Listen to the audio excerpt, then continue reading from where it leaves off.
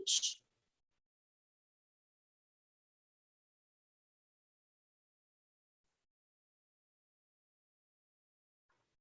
Okay, and it's going to take a few minutes for it to get all situated.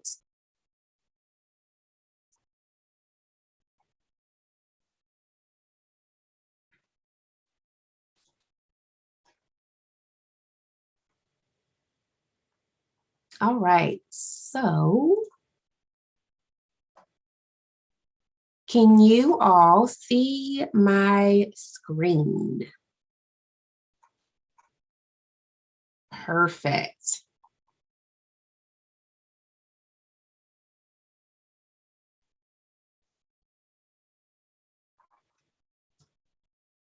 All right, I am actually, just so I capture this, just in case I don't record this correctly, I'm going to record it somewhere else as well.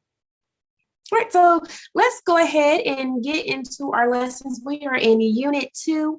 Let me tell you, Unit 2 is one of my favorites. So I have spent the last 6 years as a talent acquisition lead. My sandbox would be Unit 2. So love that we are getting to talk about Unit 2 in detail tonight. So here we are, Lesson 10, Unit 2, pages 79 through 108. We are going to be talking about sections 3 and section 4 tonight. And as you can see there, Dara has popped in just some learning, some additional learning, Coach's Corner. Don't forget to mark your calendars, October 17th. It's at 7 p.m. It's just it's a 30-minute session. I like to call these like those micro learning or those burst sessions. And we're going, or I believe it's Jen, and she is going to discuss yield ratios.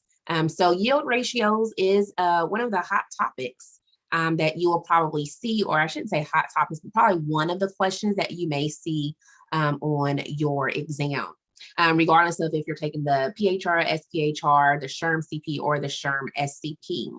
So what I have done in the past for my groups and what I will do with you all tonight is you will see these light bulbs. And let me see if I can get to one. So you'll see these light bulbs appear throughout the slide deck tonight. And so these light bulb moments is what I like to call them, are just some keywords that you may see on your exam. So in previous class sessions that I've instructed, I've asked my learners to kind of highlight these words in your book or flag them so you know to kind of come back to them when you have some of that personal individual study time. Now, the great thing about Unit 2 is that it's not heavily weighted. So you may have one question on your exam, or you may have 3, just depending, again, upon what certification that you are going after at the end of these 16 weeks. But I want to say that there's quite a few light bulb moments in our section that we're going to cover this evening, but just wanted to point that out. Again, if you just want to, again, highlight it or flag it. So dog ear that page so you can come back to it again when you just have some of that reflection time as you are studying these additional units. And so with that being said, we're going to get into section 3. We're talking about job analysis, the job description, and also the job specification. So there's 2 learning objectives. And the first one is to identify the relationship between a job analysis, the job description, and the job specification. And then lastly, we'll define and explain the competency models. So let's go ahead and get into competency modeling. And so in the chat box, tell me what you already know about competency building or competency modeling, or how, or maybe your swim lane at work is also in talent acquisition. So tell me what you already know about competency modeling.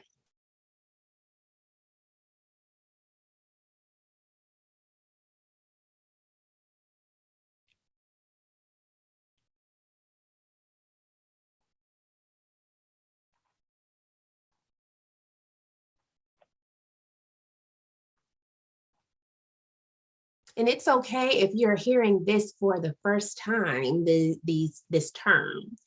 Yeah, so Gilbert says it censors the skills necessary to do the job, right? So what are we hiring against? Because we have recs that we put out into the universe, right? And we want applicants to be attracted to those requisitions.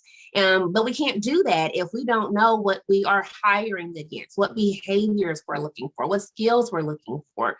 And so that's really what competency modeling is really all about. It's just simply referring to the knowledge, skills, and the abilities and behaviors that are essential for successful performance. And we all know that having top performers or high performers within an organization is essential for that retention piece, right? So again, competency model just generally just focuses on those behaviors, those abilities, those skills, and so forth and so on. And I never can get my mouse to work when I want it to.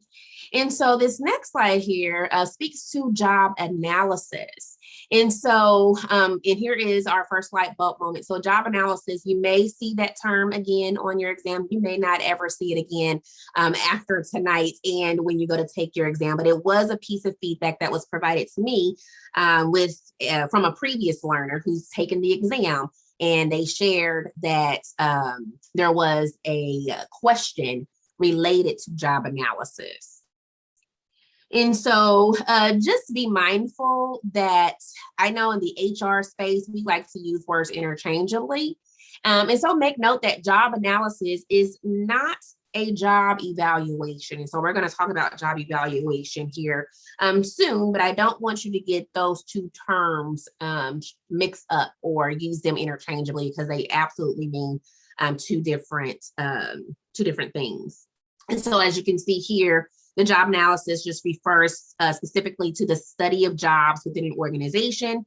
It consists of analyzing the activities that an employee performs, the tools, the equipment, the work aids, the work instructions, anything that is going to benefit the employee in helping them understand the job role itself. And so as you can see here, we do have what the major uses are. So again, if we are doing a job analysis, or what I like to say, analyzing the job, we're just doing the study of that particular job. And so you can take any job title within your own organization right now, and someone has analyzed that job.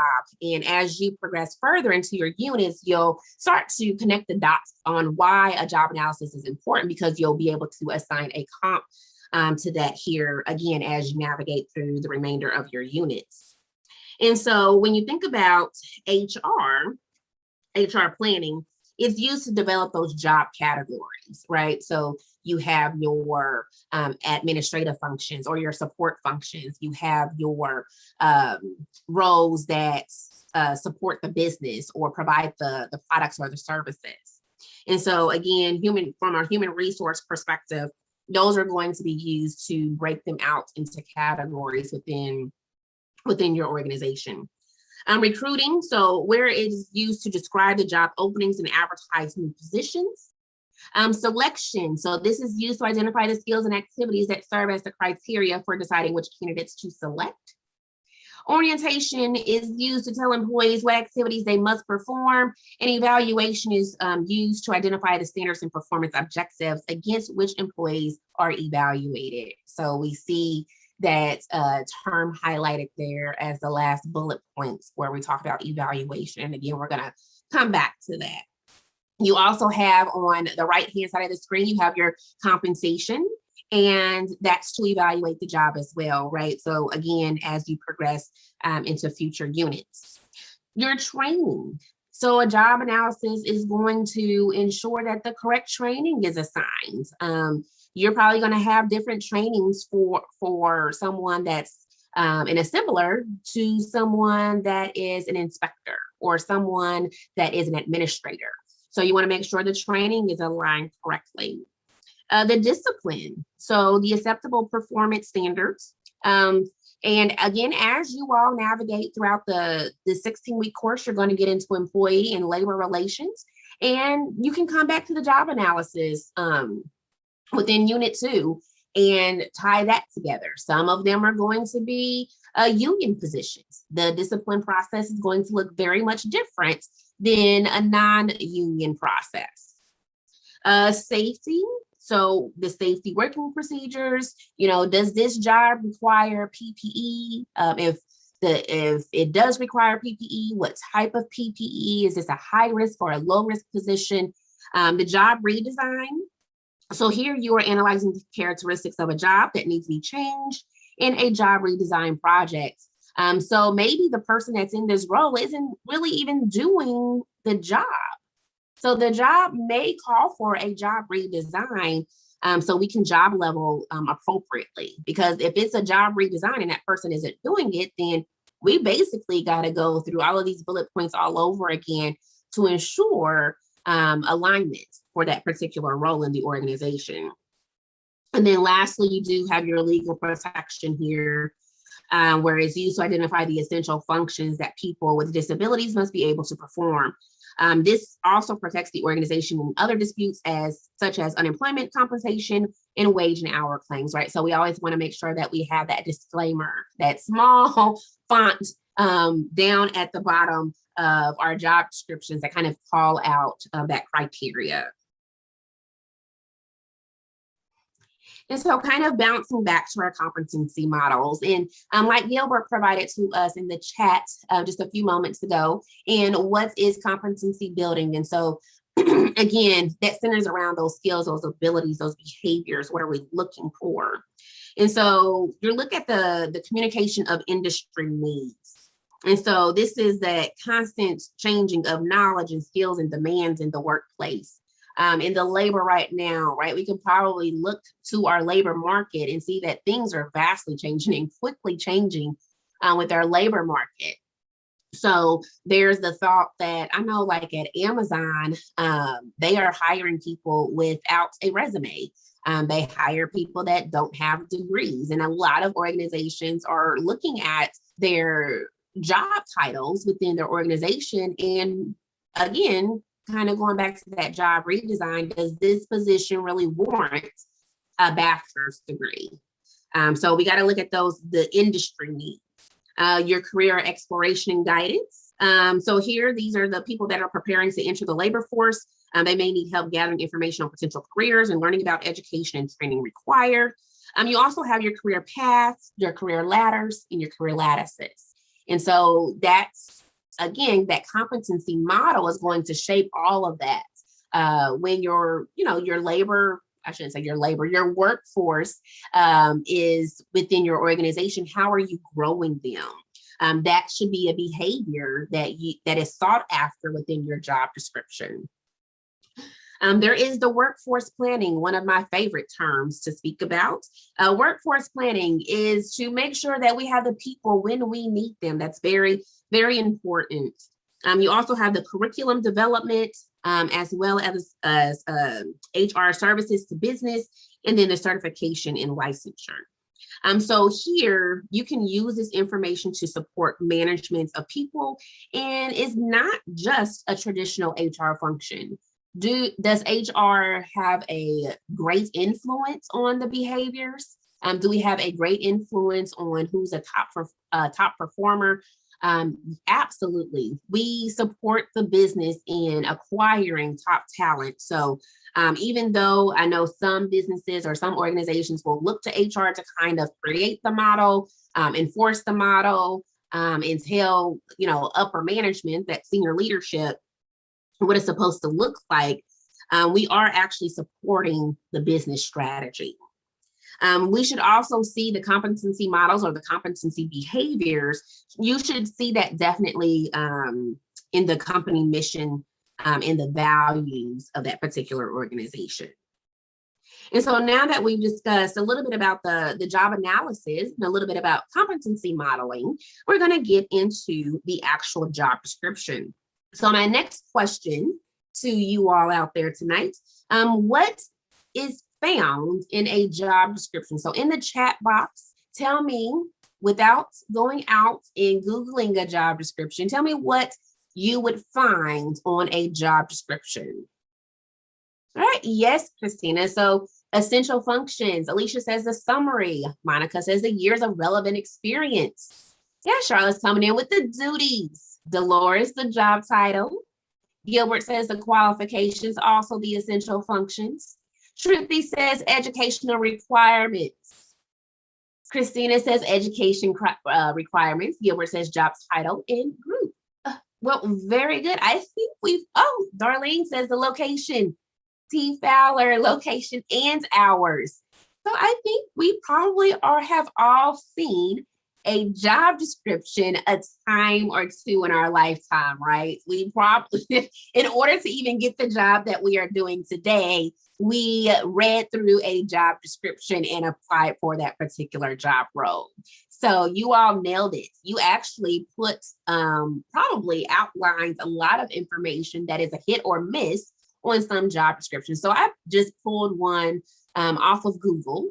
And so as you can see here, this is for a store manager, and you have the division, you have the job title, you have the job number or the rec number, you have who this person is going to be reporting to, you have a summary of what this person is going to be doing in this particular role, and then those essential functions, right? We have to have somebody that can manage the retail store all the way down to being able to oversee quality of goods and going to the sales floor. Those are those additional duties, right? Those are those nice to have. What we don't see on here, and I may have forgot to clip it, but the educational requirements, but they may not have any. They may only want years of experience or anything like that. They may not have where you have to have an associate's, bachelor's, master's, so forth and so on degree. But yes, this is just an example of what a job description could look like. But again, you all nailed it. So everything that was mentioned in the chat box tonight is absolutely, I know that I've seen it on the job description myself. And so here, this slide is just kind of highlighting everything that you all have put into the chat box already tonight. So you're going to have the identification number or the rec number, possibly. You're going to have a job summary, right? I know for me, that's the first thing that captures my attention is, what am I going to be expected to do in this particular position? Job title alone doesn't always give it away. I got to dig a little bit deeper. You're also going to want to know, can I actually do this job, right? The duties and responsibilities, and then the job specification. So all of these, again, goes back to your competency modeling and goes back to analyzing the job or job analysis, because we can't post a description if we don't know who we're looking to hire. So think about that the next time that you are putting out a job description. And so here are your job specifications, those educational requirements, those general qualifications, again, those years of service, years of experience. And then you have your KSA, so your knowledge, your skills, and your abilities. So those would be identified underneath the job specifications, or what we call, so I work for Honeywell, and so we call those the BQs, or those basic qualifications. So those would fall under the specifications of a job. All right, so how do we develop a competency model? How do we know that we are hiring a top performer to come and work for our exceptional organization? Well, first, you want to list the KSAs, essentially. What is absolutely important in order to do this job, not only do the job, but do it successfully. Then you want to systematically survey the opinions of content experts. And who's best to survey? Then the people that work in the position themselves. So what do you do day in and day out? Do you have, documentation? Do you have work instructions? What do you, tell me what you do in this job. And you're not going to ask someone that is, below me, someone that's on a PIP. You're going to ask the people that, year over year are getting those stellar reviews. And then lastly, you can conduct a criterion-related validation study. So this is just to demonstrate this, the statistical relationship between the presence of these competencies and measures of individual and organizational performance. So again, we're linking that top performance behavior to the competency model itself. So is this person great with project management? How do we know that they're great with project management? Well, we can go and look at the project management tool. We can look at how this person excels in opening up a new project and closing the project. Does the project stay on time? Does it get behind? Communication, right? So what makes this person great at their job?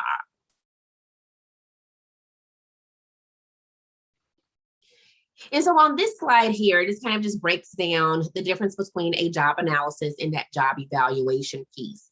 And you're actually going to get more in depth with the job evaluation in your comp and ben unit, in which I think is unit 3, which is when you'll talk about total, no, maybe it's unit 4. I can't remember off the top of my head, but total rewards is when you're going to do a deeper dive into job evaluation. So right now we're looking at the left-hand side of the screen, which is the job analysis. And so again, analysis, we're analyzing the job. So it's a study of that particular position.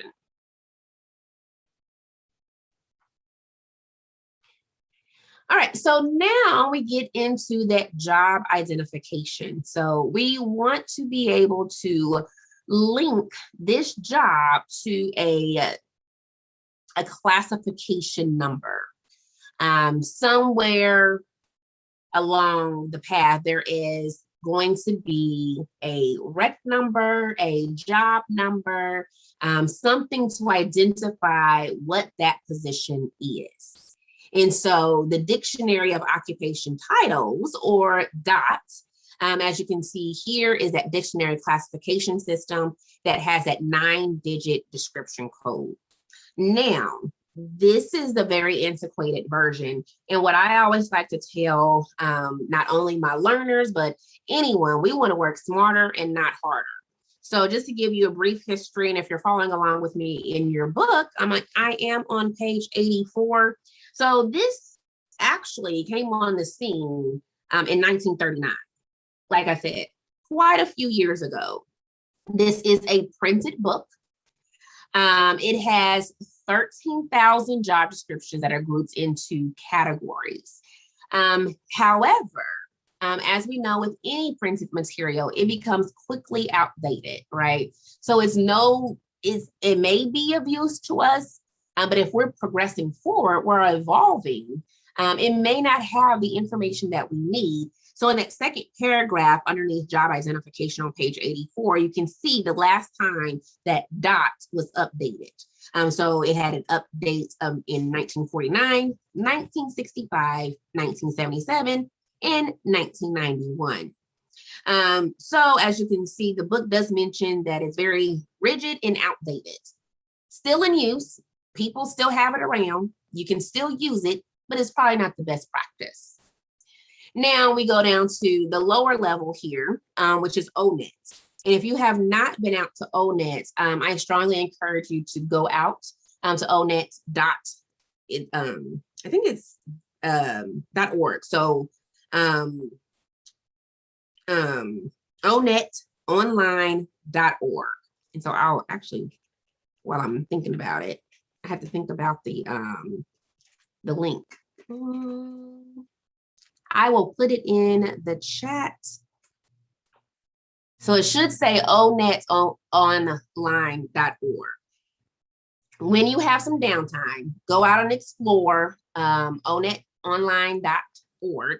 For some reason, I cannot say that correctly tonight. But this here came on the scene in 1999. ONET facilitates the preparation of job descriptions, job specifications. You're going to get the KSAs for a multitude of jobs. So you are not responsible for doing the job analysis. You don't have to be that singular person that goes into your organization and says, I'm going to observe you now and take notes of what you do day in and day out for every person in your job.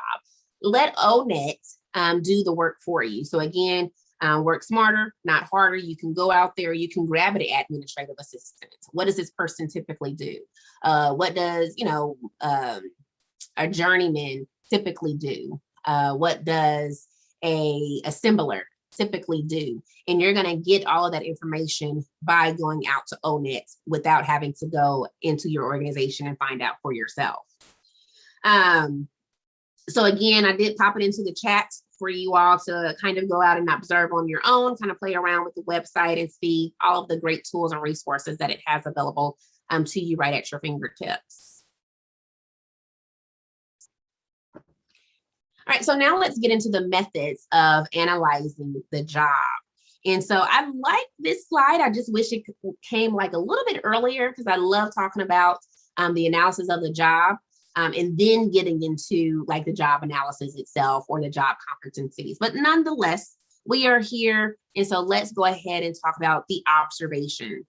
So like I mentioned, you may be that person that has to go out into the organization and do some observations of your workforce.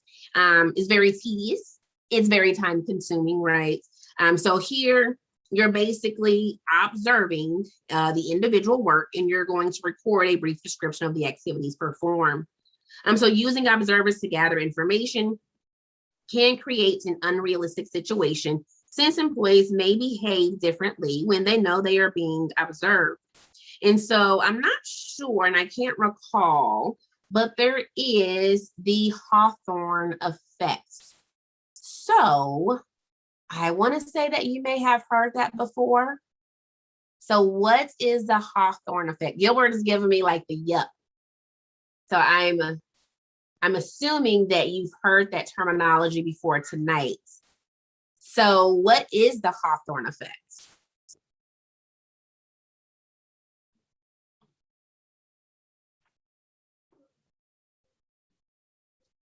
Yes. So when they behave differently, when they know they are being observed, people act differently when observed, right? So I know if I am sitting at my desk and I have an observer come through and they're like, Elena, I'm going to watch you for 8 hours today because I need to know what you do. Of course. Of course, I'm going to be like, oh, yes, let me make sure that I'm doing everything that I'm supposed to be doing, within this 8-hour time frame. So it gives that unrealistic perception of someone's behavior in that particular role, right? How many bathroom breaks did you take? How many errors were made? How many phone calls did you, take during that time frame? So again, it could paint an unrealistic picture. The next one is interviews. So interviews is also a time-consuming way to do the job analysis. Interviews takes time. You probably aren't going to be able to interview everybody in your workforce in one day. You may be able to get to everybody in a year, depending on how big your organization is. And so is it useful? Is it beneficial? And so here, basically, the person that's being interviewed, the job incumbent, is being asked questions. So, of course, simply stated, being interviewed. The next one is your questionnaire or your survey. And if you're like me, I feel like we are always getting surveyed within our organization. It's not too many weeks that go in between where they're not asking a different type of survey, like a voice of the customer. They're always, asking for feedback. And so a questionnaire or a survey would work the same way. Relatively speaking, questionnaires probably is going to be the best method. However, it does have some cons. So we know a survey or a questionnaire is only going to answer what we are asking, right? You're not going to be able to probe really deep into why someone made a selection. Is it going to be a mandatory response or is it going to be an optional response? So those are just some of the cons that come across when we think about surveys or questionnaires, but it's the best way to get it out through your entire organization. Again, if you do have a large organization, to get back the data that you are looking for. And then also you do have a PAQ, so the Position Analysis Questionnaire, which is the PAQ. This was developed by Ernest McCormick. He did have some associates that worked with him alongside development of this tool. It does contain 195 job elements that measure 6 major categories of each job. So you're going to be looking at the information inputs, the mental processes, the work output, the relationships with other persons, job context, and other job characteristics. And so, again, work harder, not or work smarter, not harder, and go out to the position analysis questionnaire, and they're going to build the questionnaire survey for you. So information input, where and how does the worker get the information used in performing the job? Mental processes, talk about reasoning and decision making and planning. The work output, what physical activities does the worker perform and what tools or devices are used? The relationship, so what does that relationship building, or who does this person interact with? And then just simply any of the other job characteristics, activities, conditions, characteristics, environments, anything would fall under the other job characteristics question. And then lastly, you do have the employee recordings. This one seems a little bit more intrusive to me, kind of, it screams micromanager. But the employee recording basically is asking the employee to record their day in and day out of everything that they have done. And it's kind of like journaling. And then you would provide that information back to your supervisor. And again, that's how they would gather the data that they need in order to support their job analysis. All right, and so next up, we do have a knowledge check, our first one of the evening. So which of the following is not included on a PAC? Which of the following is not included on a position analysis questionnaire?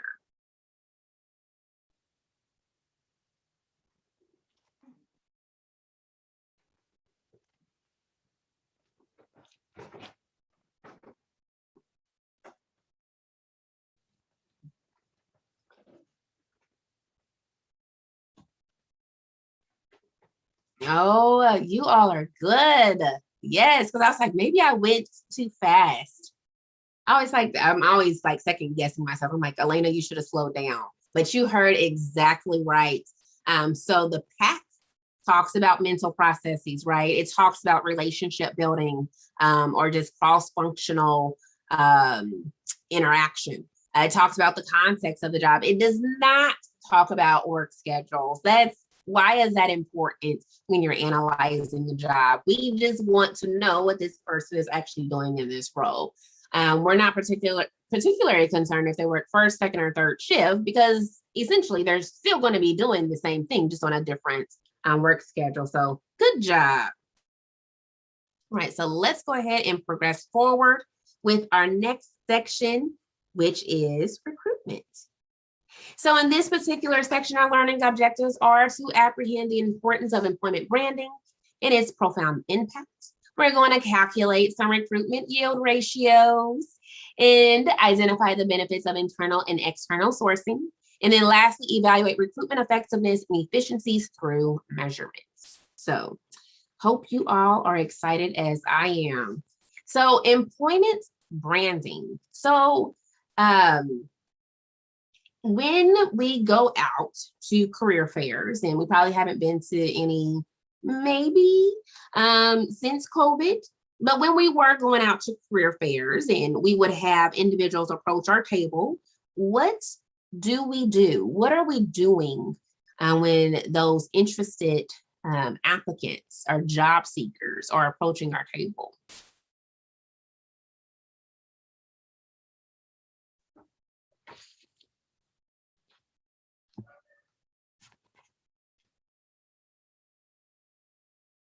Yeah, Alicia, we're selling our brand, right?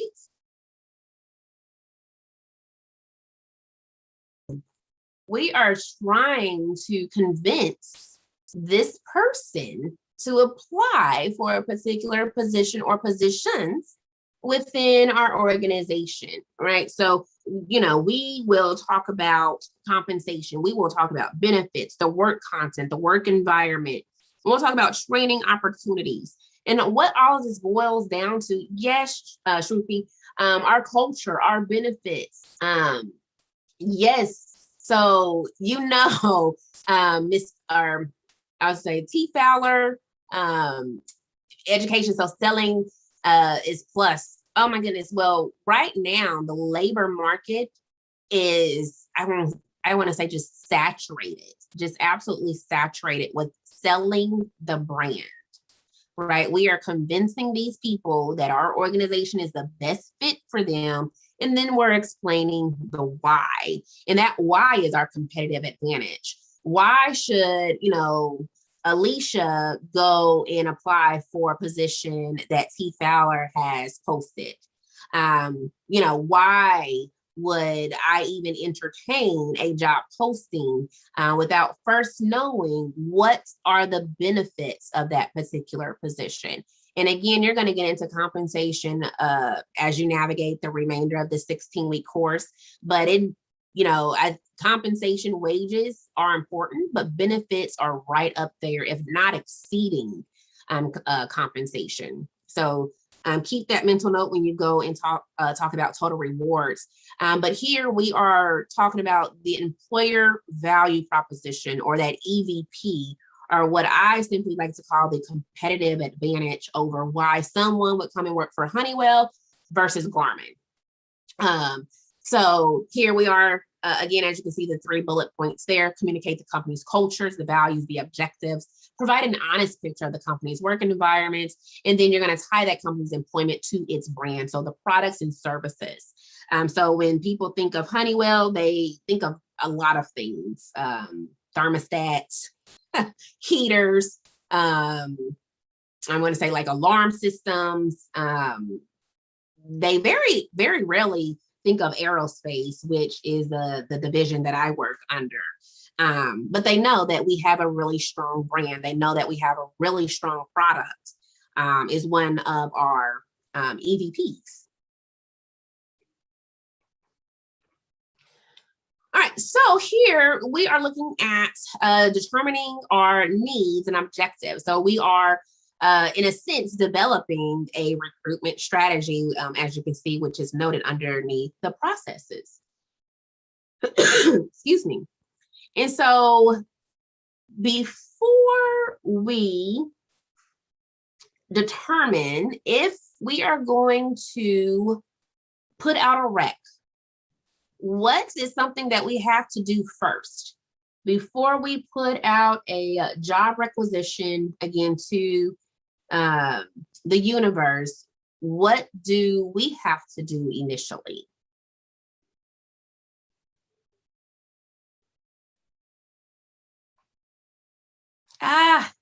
Thank you. Yes, T. Fowler says determine the area of need. Christina says identify the needs of the position. Yes, Darlene, the needs, and Tamara with the need. It is all about the need. Because we don't just put out a rec just to be putting one out, right? We're either doing a replacements or we're adding to head count. And so, yes, we have to do that need analysis unless we are not meeting the objectives of our business.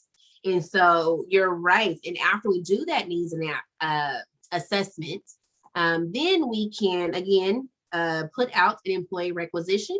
Again, that's going to be to replace someone, or you're just adding to your head count. So you're adding a new position within the organization.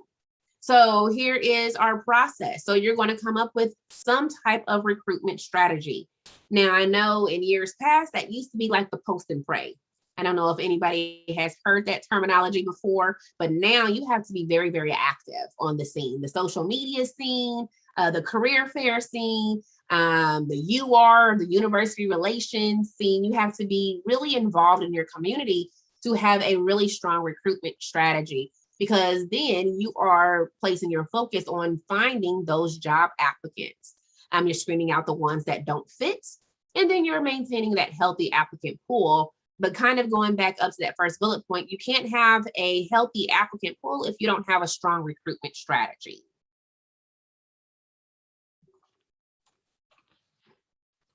All right, so no calculators involved. I'm not going to have you pull out your calculators. We're not going to really do any math here, but I do want to talk through yield ratios. And so before I get into my spiel, why don't you all in the chat box tell me what you already know about yield ratios?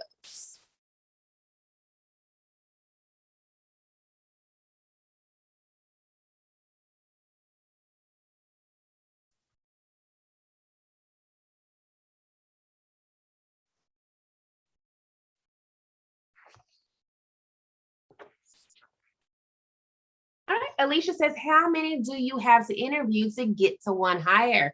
That's exactly right. Number of applicants compared to ultimate number of hired personnel. Yes. Number of candidates versus the actual number hired. You all are well on your way to successfully completing your exam, because if you yield ratios kind of makes a lot of my previous learners very nervous. And when I ask that question before, they're like, not really sure. But I love the responses that are coming in tonight. And that's exactly what you want to do when you see yield ratios on your exam.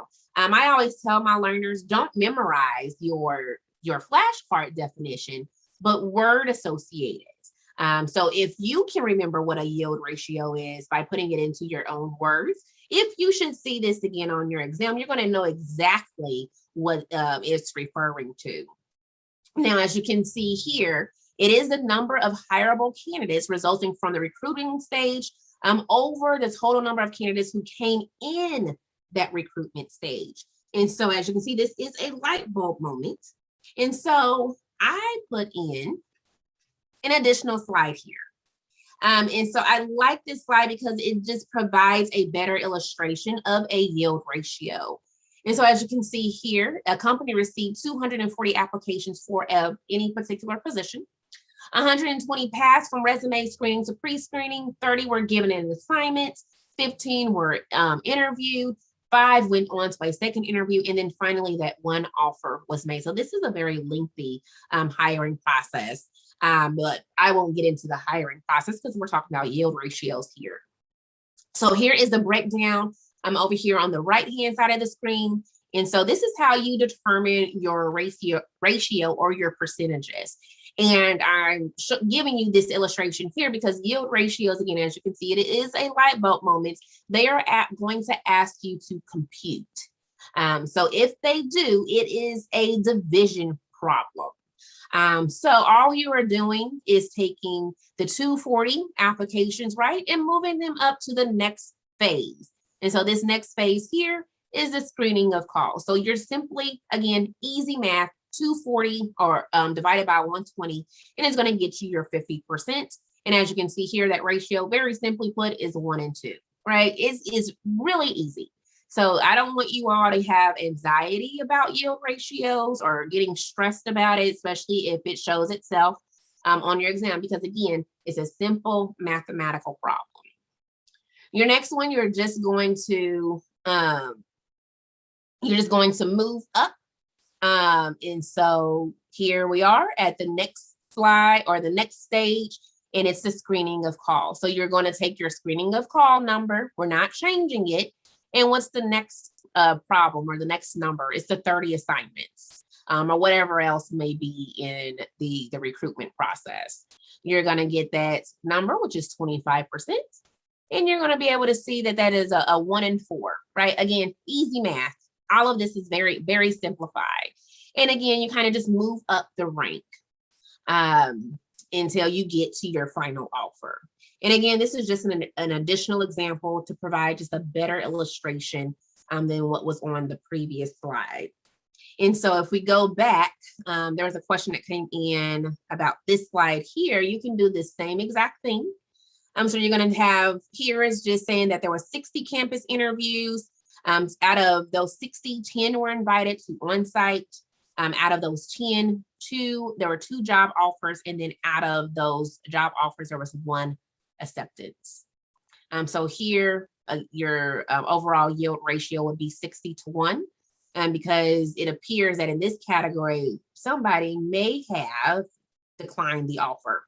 They could have withdrew, but that still means that your ratio, it took you 60 interviews to get to 1 acceptance. And the same here for this illustration.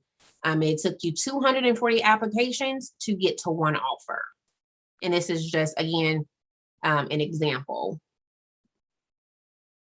Now, the thing about yield ratios is that they should decrease over time. So the more efficient your process becomes, should mean that you should have a decrease in your yield ratio. So if we're talking about the recruitment process, if you're talking about 240 applications and 120 of them were screened, how many of these people fell out? How many of these people didn't meet the basic qualifications? What could we do better in our job description? Is it something that we did in the job analysis that is showing up in the job description? Why aren't 240 of these applications all successful? Why couldn't we pass them all to screening? And I know that we do have to eventually narrow them down, but what happened here? Why do we have so many applications that resulted in one offer? And so again, as your recruiting system becomes more robust, you should see a decrease in your yield ratios.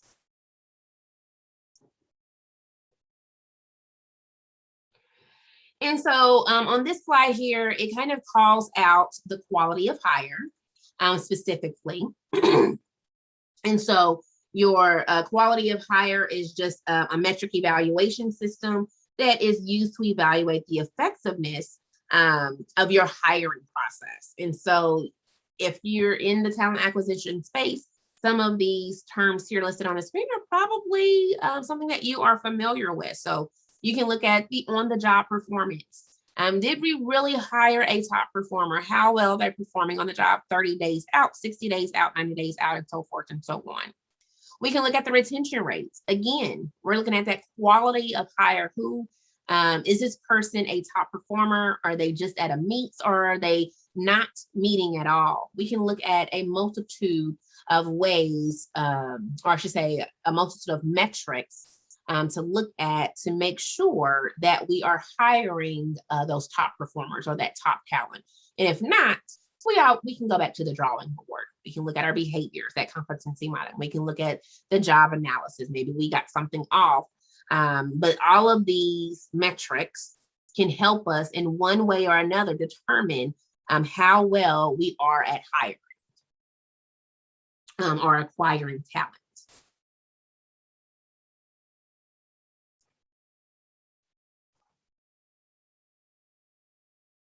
All right, so when we think about recruitment, we always want to get more bang for our buck, right? And so we have the internal versus the external recruitment.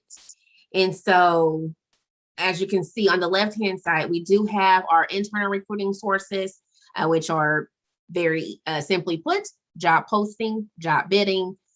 This is typically going to be for your current employees that are already at the work site, right? Already within the workforce versus your external recruiting sources. So here we have, again, a multitude of sources that we can look to if we want to go externally.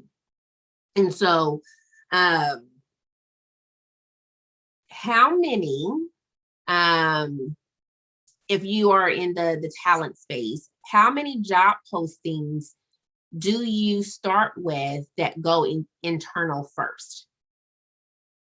Or how many, even if I guess you're not in talent, Christine is like 0, how many jobs do you see posted internally first?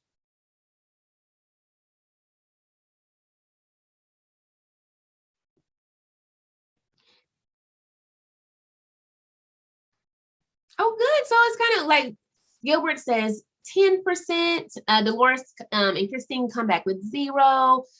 Christine says we post external always and then share internally. Very little. Yes. So, and I think there are, if you look at the expense of posting internal versus posting external, you'll see that there is a vast difference.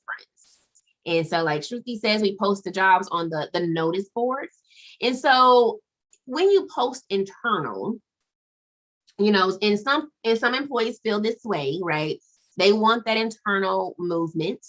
They want to be promoted, right? They've worked there for, a year or more, and they are ready to move up to that next position that they've had their eye on.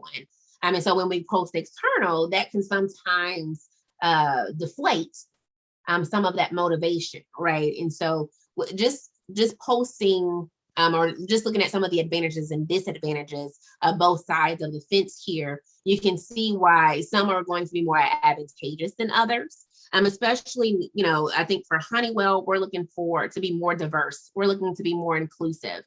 So we may have to post some of our positions or quite a few of our positions external.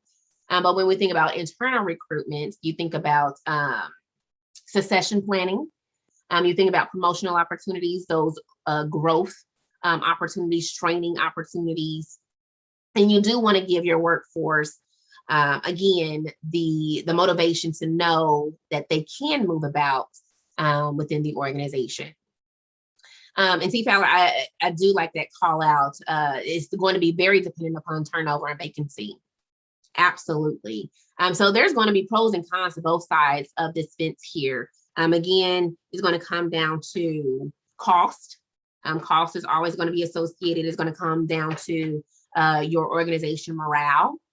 It's going to come down to data or metrics, like T. Fowler mentions, that turnover.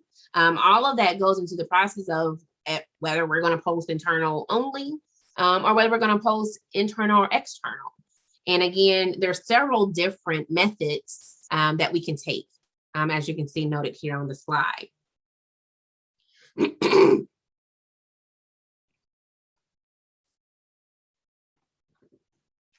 All right, so the effectiveness and efficiency measures. And so I like this slide as well because going back to T. Fowler's response in the chat, we're looking at some data, right? We are looking at our turnover. We're looking at our vacancy rates. How long does this position stay vacant after someone has left this seat? Even if we've posted the position. So we can also look at the average cost per hire. If we move internally, that average cost probably goes down because now you're only looking at it from the training aspect, that learning curve. The average time to fill, again, if we're looking at it from an internal perspective, I'm pretty sure it's going to take you less amount of time to fill that position internally than it takes to fill it externally. And most of the time, you are going to have metrics that you have to meet in TA. So again, for Honeywell, it's 40 days. So we do have a 40-day time to fill metric that we're held against. And I always love it when the position is internal only because I know I'm going to meet and exceed that metric. You can look at the average longevity and turnover within your particular organization. You can classify that into categories within your organization. So how long does a person, stay in talent? How long does a person stay as an HR BP? How quickly or how often does HR turn over? You're going to go back to your yield ratios. I love yield ratios because it really tells me or tells the business how good we are at hiring. Your recruiting advertisements, I know, like Shruti says, we post the jobs on notice boards. So where are you posting your jobs? And it absolutely matters when you are trying to have a healthy talent pool. Again, you can't just post to LinkedIn and hope that it spiders out to all of the other job boards. We want to make sure that, again, we're getting more bang for our buck. There's the compliance aspect of things. We want to make sure that, kind of going back to the job analysis, where we want to make sure that everything is legally sound. So we're dotting our I's and crossing our T's. The candidate pool integrity, just having, again, a good, healthy candidate pool. Your screening tools, that kind of probably falls into the compliance bucket as well. Because if we're using assessments or anything like that, we want to make sure, again, that we have validated that, to make sure that there isn't any discriminatory practices going on. And then looking at our EVP, right? We're looking at our competitive advantage. We're looking to why people want to come and work for us and not for them. Yes. So interestingly enough, I absolutely agree with you. Hiring internal can have a domino effect. This creates another vacancy in the company. So following these same guidelines with determining the overall effectiveness of which position is better filled, internal or external. You are absolutely correct. And that's when succession planning would absolutely be required when you are moving, especially when you're moving upper management around in the business. So I totally agree with you. Some positions you just can't afford to post internal. Some of them, I would say, lower level roles, where I should say lower entry level, that's the correct word. Entry level positions, you're not going to post those internally only, because we know that there's a ton of movement in our entry level roles. So you absolutely have to go back and analyze what positions are going to be posted internally or externally. And so here we do have a knowledge check. So a policy of promoting people from within the company does all of the following except what? So I'll read it again. So a policy of promoting people from within the company does all of the following except one of these.